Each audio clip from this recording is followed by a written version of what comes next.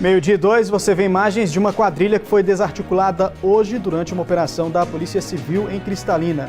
Eles são suspeitos de praticar assaltos em fazendas. Foram cumpridos mais de 30 mandados de prisão. Todos os detalhes desta operação você acompanha agora no Jornal Anhanguera, que vai mostrar também. Mulher é presa tentando entrar com drogas no CPP de Lusiânia. Bispo de Formosa preso pelo Ministério Público presta depoimento. Moradores reclamam de ruas esburacadas. Partida entre Gama e Lusiânia termina em confusão. E ainda, o gol que garantiu a vaga do Azulão na semifinal do Campeonato Candango. É agora no Jornal Anhanguera.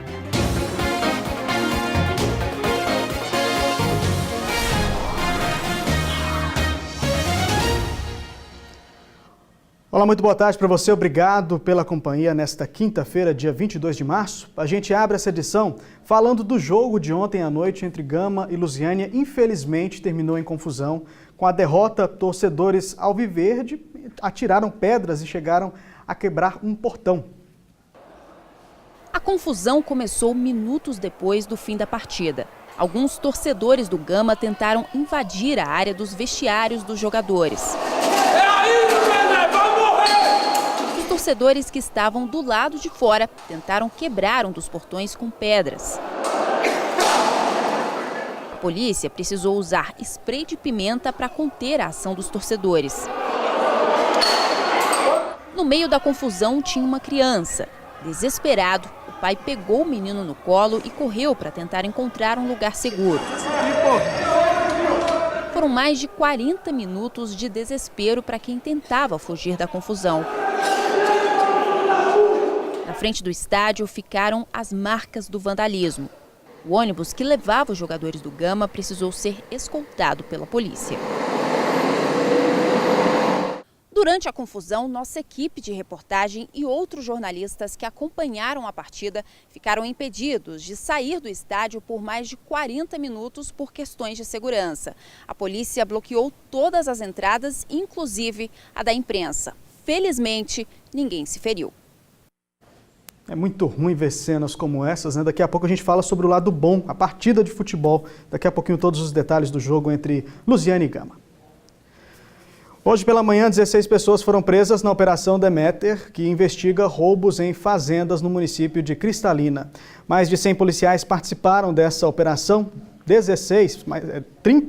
mais de 30 pessoas foram presas e 22 mandados de busca e apreensão cumpridos. Esse trabalho da polícia começou ainda pela madrugada. Os presos já eram monitorados pelos agentes. A quadrilha é suspeita de ter praticado uma série de assaltos na região, sempre agindo com muita violência, utilizando armas de grosso calibre. Para dar mais detalhes sobre essa operação, a gente recebe aqui no estúdio do Jornal Anhanguera o delegado-geral da Polícia Civil de Goiás, André Fernandes. Delegado, boa tarde, obrigado por ter vindo. Boa tarde, Anderson. Boa tarde, telespectadores. Primeiro eu quero parabenizar toda a ação da Polícia Civil durante essa operação de hoje. Uma operação muito complicada, né, delegado? Vocês começaram já tem algum tempo. Isso, Anderson. Essa operação ela foi startada após a gente notar que a incidência de delitos na área rural de Cristalina estava tendo uma intensidade considerável. Então, há cerca de 45 dias, foi focada uma força-tarefa envolvendo policiais aqui de Cristalina, Lusiânia e da capital do estado, onde foi possível identificar toda a associação criminosa e a partir de 17 dias para cá, então se iniciou o cumprimento desses mandados de prisão. A gente percebe o aumento da violência em todo o país, não só aqui na região, inclusive a gente mostra muitos casos de violência aqui na região. Cristalina é uma área muito grande, principalmente a área da agricultura, né? Esse tipo de crime estava acontecendo muito por lá, né? Exatamente. O local, geralmente, é a área rural, sem movimentação, as sedes são isoladas, e isso proporciona um ambiente propício para esses tipos de quadrilha.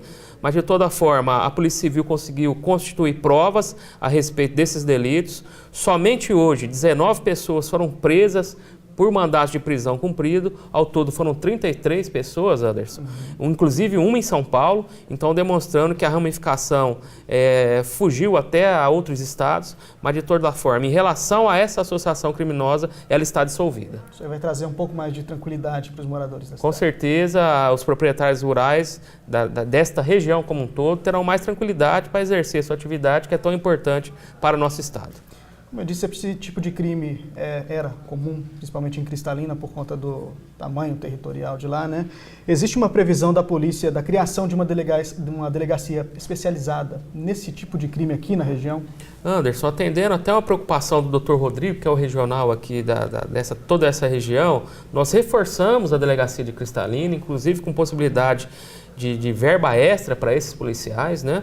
E também a delegacia estadual que combate o crime rural. Essa delegacia também está reforçada para poder atender esses casos onde a normalidade foge aquilo que a gente considera como possível a delegacia do local investigar. Então essas duas delegacias estão reforçadas e agora a Polícia Civil irá manter essa qualidade de segurança na área rural aqui de toda a região de Lusiânia e Cristalina, que é essa região importante de produção, estendendo até Catalão. Esse tipo de trabalho deve continuar nos próximos dias? Esse tipo de trabalho continua, Anderson. É importante que nessas 19 mandados de prisão que foram cumpridos, foi possível ainda realizar 2 flagrantes, né? E esse flagrante ele proporciona também uma continuidade na investigação. Então, com certeza, dessas ações de hoje, mais investigações irão avançar. A gente está vendo imagens aí dos presos chegando lá na delegacia de Cristalina, né? Exatamente. Muitos policiais envolvidos também. Isso, foram quase 100 policiais, 96 policiais envolvidos. O nosso grupo tático, né, o grupo especializado em ações táticas, participou. Policiais civis da Regional de Catalão, de Lusiânia, de Cristalina, enfim, inteligência, uma grande força-tarefa foi feita para trazer tranquilidade aqui para a população. Ótimo. Delegado, muito obrigado. Boa tarde para o senhor. Nós agradecemos. E olha só, agora a gente fala sobre o escândalo que esta semana abalou a cidade de Formosa. Durante a Operação Caifás, o Ministério Público prendeu o bispo, 4 padres e mais 4 pessoas. Os presos começaram a ser ouvidos hoje pelos promotores. O interventor é o arcebispo de Uberaba, Dom Paulo Mendes Peixoto, de 67 anos. Ele vai administrar temporariamente a Diocese de Formosa até a nomeação de um novo bispo. A decisão do Papa de nomear um interventor foi depois da operação que prendeu o bispo da cidade, um monsenhor, 4 padres, 2 empresários e um funcionário da Cúria. Eles são suspeitos de integrar uma quadrilha que teria desviado mais de 2 milhões de reais. Dinheiro que teria sido usado na compra de carros, de uma fazenda e de uma lotérica. Olha o tanto de dinheiro. Esse dinheiro é da paróquia. Aí, doutor. Eu perguntei pro senhor se tinha mais dinheiro aquela hora também, né? O senhor falou que não tinha. Agora tem, né? Vamos pegar tudo aí. Dos 4 padres, 3 prestaram depoimento nessa quarta-feira. Eles disseram que eram coagidos pelo bispo. Nessa reunião realizada entre os membros do clero, os padres eram individualmente chamados e pessoalmente chamados para dizerem não se estavam em comunhão com a igreja, como eles me relataram que efetivamente sempre estão e sempre estarão, mas se estavam em comunhão com o bispo. Interceptações telefônicas autorizadas pela Justiça ajudaram nas investigações. Numa conversa entre Padre Moacir e Rubinho, que seria um dos laranjas, eles já sabiam que estavam sendo monitorados. O padre diz que o Epitácio, que é o vigário-geral, está nervoso, pois Carlito pode ser chamado no promotor, no caso do bispo. Os presos estão em uma ala separada do presídio de Formosa. O Ministério Público diz que vai pedir a conversão da prisão provisória em preventiva. Nós já estamos caminhando já para a parte final, pelo menos da parte final dessa primeira fase da operação. Ainda dentro do prazo da prisão temporária, essa é a pretensão do Ministério Público, nós vamos oferecer a denúncia criminal, que vai dar início à ação penal, então. Um grupo de fiéis fez uma manifestação em frente ao Ministério Público em apoio às investigações. Só assim a gente vai conhecer realmente os fatos e para nós que somos católicos é de suma importância estar desvinculando a igreja de quem comete erros absurdos como foi esse. Eu acho isso maravilhoso, até que a verdade, que permaneça a verdade. Os depoimentos continuam hoje. O mais aguardado é do bispo Dom José Ronaldo. O repórter Giliard Freitas está lá em Formosa acompanhando os desdobramentos da Operação Caifás e traz os detalhes agora para a gente. O Ministério Público ouviu hoje o bispo da cidade, Dom José Ronaldo Ribeiro, considerado o chefe de todo esse esquema. Ouviu também o Monsenhor Epitácio. Ele é o segundo na hierarquia da igreja aqui em Formosa e foi na casa dele que os policiais encontraram R$70 mil em dinheiro. E também foi ouvido o padre Tiago. Ele teria feito um balanço financeiro considerado falso no final do ano passado, que foi apresentado para todos os fiéis. A Operação Caifás começou na segunda-feira e investigava o desvio de mais de R$2 milhões em recursos que eram arrecadados para a igreja. Diante dessa situação, o Vaticano resolveu intervir aqui na cidade e nomeou o arcebispo de Uberaba, que deve chegar na cidade ainda hoje como interventor. E ele é que vai ficar responsável por tomar conta das contas aqui da igreja. Terminada essa fase de depoimentos, o Ministério Público pretende representar, pedindo a conversão da prisão temporária em preventiva de todos os suspeitos. Obrigado, Giliard. O advogado de Dom José Ronaldo disse que não vai comentar as denúncias. Nós não conseguimos contato com a defesa dos outros presos envolvidos no caso.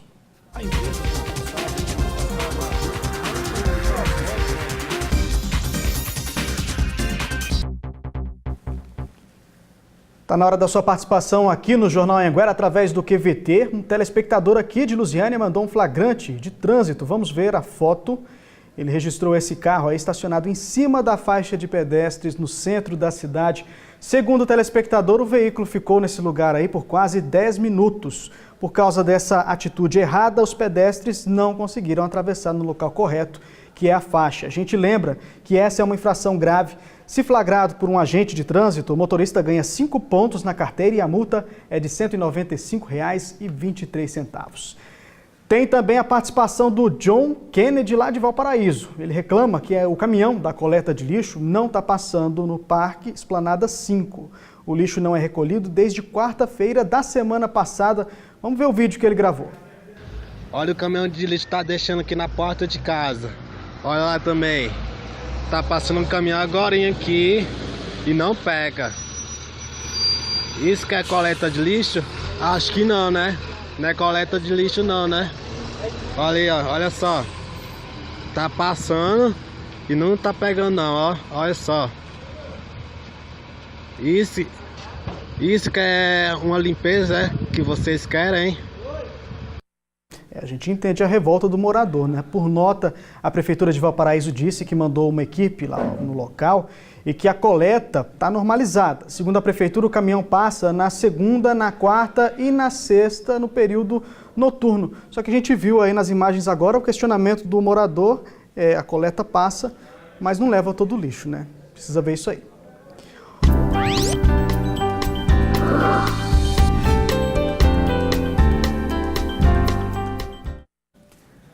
Na segunda-feira nós mostramos no quadro Vamos Ajudar a história de uma avó que com muita dificuldade cuida dos 4 netos. Ela pediu ajuda para a nossa produção porque em casa estava faltando até comida. Nós mostramos a reportagem e muita gente resolveu ajudar. Nós vamos ver agora o resultado da solidariedade. Felizes, os netos da dona Solange ajudam a guardar os alimentos. Esse é o resultado da boa ação de pessoas que se sensibilizaram com a história da aposentada, que sozinha cuida de 4 crianças. A gente mostrou aqui no J1 que a dona Solange estava precisando de ajuda, afinal cuidar de 4 netos sozinha não é nada fácil, ainda mais com só um salário mínimo por mês. Tem 3 netos aqui agora porque o pequenininho está na creche, né? Dona Solange, com tudo que a senhora ganhou aqui, dá para melhorar a situação pelos próximos dias, né? Graças a Deus, dá sim, dá para mim comer bastante tempo. Além de alimentos, eles também ganharam roupas e calçados. O Tiago é o neto mais velho. Em nome dos irmãos, ele fez questão de agradecer. Eu estou feliz, queria agradecer para todo mundo que trouxeram as coisas para nós e dizer muito obrigado, nós estávamos precisando muito. E mesmo com as dificuldades, para a dona Solange, cuidar dos netos é a missão mais importante. Doente, sofrendo, mas eu estou aqui para cuidar dos meus netos. Vai sempre cuidar? Sempre. Vou dar o melhor, o que eu posso para eles. Coisa boa. A gente faz uma pausa rápida para o intervalo comercial e você vai ver a seguir. A situação dos buracos continua incomodando e muitos motoristas e moradores das cidades aqui do entorno.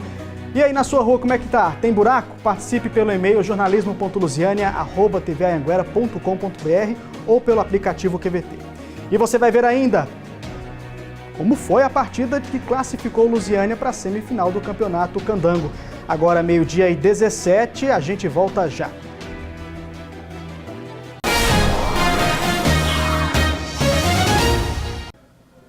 Estamos de volta com o J1 e a gente fala agora que uma mulher foi presa tentando entrar com drogas no CPP, o Centro de Prisão Provisória de Lusiânia.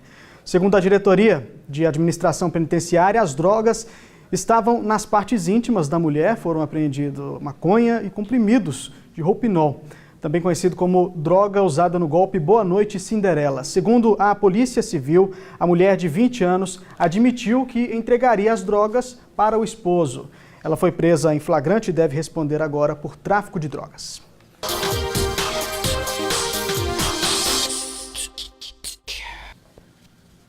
Nós mostramos aqui no J1, no comecinho do mês, a situação da buraqueira no bairro Recreio Mossoró, em Cidade Ocidental, e também no Parque Esplanada 1, em Valparaíso. Os moradores não aguentam mais conviver com tantos buracos. As prefeituras das duas cidades prometeram resolver a situação. Mas será que algo mudou nesses lugares? Nós estamos de volta para conferir. A gente deu um prazo e agora é hora de voltar ao bairro Recreio Mossoró, em Cidade Ocidental. As ruas continuam castigadas pela quantidade de buracos. A gente está aqui agora no finalzinho da Rua 6 do bairro Recreio do Mossoró e dá só uma olhada na situação que a gente encontrou. Como não tem para onde a água da chuva escorrer, ela acaba vindo toda para esse lado de cá, que está fazendo com que os buracos só aumentem. Se a situação continuar assim e ninguém fizer nada, daqui uns dias, carro nenhum consegue mais passar por aqui. A suspensão do carro já está toda estourada, bucha, de balanço tudo estourado, que aqui não tem lógica não. O caminhão de coleta passa com muita dificuldade. Isso reflete na quantidade de lixo que fica em frente aos condomínios. Como os caminhões quase não aparecem por aqui, a sujeira fica acumulada. Não só da coleta de lixo, como dos moradores também que tem transporte, né, que moram para baixo quando chove. Vira um caos. Ah, e você lembra que a gente mostrou que os moradores, cansados de esperar por uma solução, começaram a agir por conta própria. Eles mesmos resolveram tapar os buracos. Pois é, um esforço que foi em vão. Com as chuvas dos últimos dias, todo o trabalho foi literalmente por água abaixo. Os moradores estavam tapando com barro, arrancaram o barro daqui, tamparam. Rapidinho chegou gente da prefeitura e disse, não faça isso, nós vamos tapar, até hoje. Resultado, morador descrente com o poder público e cada vez mais decepcionado com a realidade do bairro. O mesmo sentimento a gente encontra no bairro Esplanada 1, em Valparaíso. Por aqui, nada mudou, ainda tem buraco para todo lado. Motorista passa raiva e morador não aguenta mais conviver com essa buraqueira na porta de casa. Eu compro cimento para tampar os buracos de frente à minha casa, porque os carros passam e jogam toda a sujeira na minha porta. Da última vez que a nossa equipe esteve aqui, no comecinho do mês, a prefeitura deu a seguinte resposta. Eu vou ler essa resposta agora, na frente dos moradores aqui, que foi a mesma resposta que a gente deu na última edição, quando estivemos aqui no bairro. Olha só, a prefeitura disse que tinha uma equipe fazendo serviço de tapa-buracos no bairro Esplanada 2 e afirmou que nos próximos dias uma equipe viria aqui ao bairro Esplanada 1 para resolver o problema. Só que eles não deram uma data para a gente, então nós voltamos aqui para ver se o problema foi resolvido ou não. Alguma equipe apareceu por aqui ou não? Até o momento, nada. Reclamação que é compartilhada com praticamente todo mundo que mora por ali. Enquanto nada é feito, o pessoal continua na bronca e esperando uma solução. Afinal de contas, além do morador, quem também sofre é o motorista, que não aguenta mais ter que gastar dinheiro com a manutenção dos carros. Muita dor de cabeça. Muito preocupante a situação aqui do Valparaíso, das ruas. Como você viu, os problemas não foram resolvidos mais uma vez a gente foi atrás das prefeituras para dar uma resposta aos moradores. A Prefeitura de Valparaíso disse por nota que tem uma equipe fazendo o serviço de tapa-buracos nos bairros e que esse trabalho será feito também no Parque Esplanada 1. Já a Prefeitura de Cidade Ocidental disse por nota que o trabalho de tapa-buracos vai começar lá no Recreio Mossoró no dia 16 de abril. E sobre a coleta de lixo, a Prefeitura informou que os serviços estão sendo feitos normalmente e que os caminhões de coleta irão aos bairros mostrados na reportagem. Outro assunto, a gente continua falando sobre o buraco, né? Porque em Lusiânia também tem reclamação sobre as ruas esburacadas. Dá só uma olhada no vídeo que nós recebemos do telespectador Nélio de Souza, que mora na Rua 5, no setor Norte Maravilha. Queria estar pedindo uma providência à Prefeitura de Lusiânia para a Rua 5, no setor Norte Maravilha, que está toda esburacada. E a gente queria uma ação do poder público para estar resolvendo nossa situação aqui.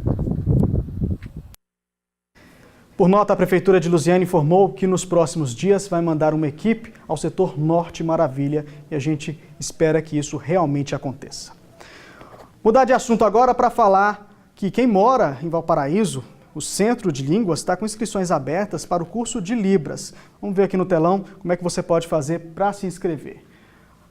Para surdos, as inscrições vão até sexta-feira. Elas podem ser feitas das 8 às 4h30 da tarde, lá no Centro de Línguas. O endereço do Centro de Línguas é esse que está aparecendo aí na sua tela, ó, quadra 24, lote 48, etapa A, lá em Valparaíso 1.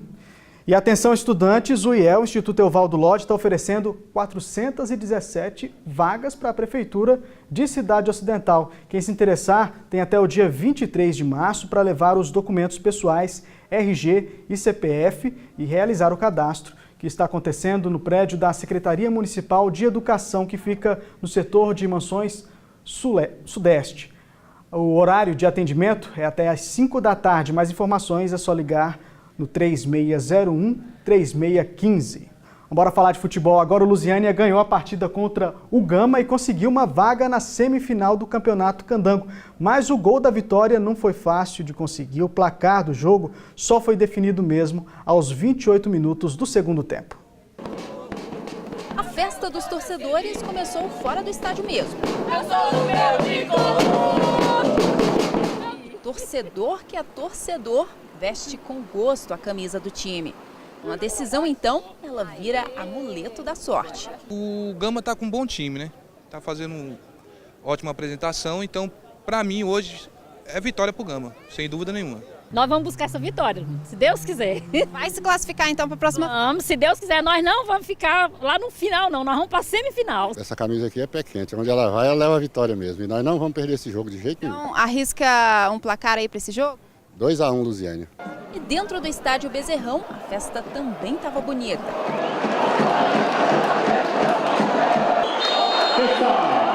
A partida começou com o placar a favor do Gama. E o Lusiânia com a responsabilidade de mudar os números. Mas foi o Alviverde que partiu para cima logo no início do jogo com essa bomba de fora da área. Em uma cobrança de falta, o jogador do Gama cabeceou e meteu a bola para o fundo da rede. Mas, para alívio do azulão, o atacante estava impedido e o gol foi anulado. E no finalzinho do primeiro tempo, o Lusiânia conseguiu armar a primeira jogada de perigo. Luizinho cruzou dentro da área e Índio aproveitou para mandar para a rede. Mas o bandeirinha marcou o impedimento. Gol anulado também. Na volta do intervalo, mais uma vez o Gama começou pressionando. Mas o azulão deu troco logo em seguida com esse chute de fora da área. O goleirão do Gama precisou se esticar todo para fazer a defesa. O placar que estava ali parado, 0-0, mudou aos 28 minutos. China recebeu a bola e mandou uma bomba na rede para abrir o placar para o Lusiânia. 1-0. Nos minutos finais, o Gama ainda tentou correr atrás do empate. Até o goleiro foi para o campo para ajudar, mas não teve jeito não. Em uma partida brigada, com muitas reclamações e críticas com a arbitragem, teve um herói. Valeu uma boa avaliação, né? Acho que nosso empenho hoje foi bem. O jogo passado também foi bem também, mas hoje nós conseguimos colocar mais bola no chão, fazer a bola rodar. Isso deu o resultado de 1-0. Pela segunda vez, o Lusiânia consegue eliminar o Gama em um duelo de mata-mata do Campeonato Brasiliense aqui no estádio Bezerrão. A primeira foi em 2016, quando o time enfrentou o Alviverde na semifinal, depois acabou sendo bicampeão candango. Coincidência ou não, essa classificação fora de casa pode dar um fôlego a mais para o azulão buscar mais um título. Conto com todos os nossos torcedores no sábado para que nós conquistemos aí uma vitória diante do Brasiliense, que é importante. Será difícil, mas com o apoio do nosso torcedor, nós cremos que facilita para nós. E agora é descansarmos e pensarmos aí nessa próxima decisão. Parabéns para a equipe. O adversário do Lusiânia na semifinal saiu da partida entre Brasiliense e Paracatu. O time do DF voltou a vencer os mineiros. O placar foi o mesmo do jogo de ida, 2-0. A primeira partida da semifinal entre Lusiânia e Brasiliense será no domingo, no estádio Serra do Lago, às 3h30 da tarde. E hoje será definida a outra semifinal do Campeonato Candango. O Sobradinho enfrenta o Real e o Formosa joga fora de casa contra o Ceilândia. O time goiano tem uma missão difícil pela frente, viu? O Ceilândia venceu o jogo de ida por 2-0.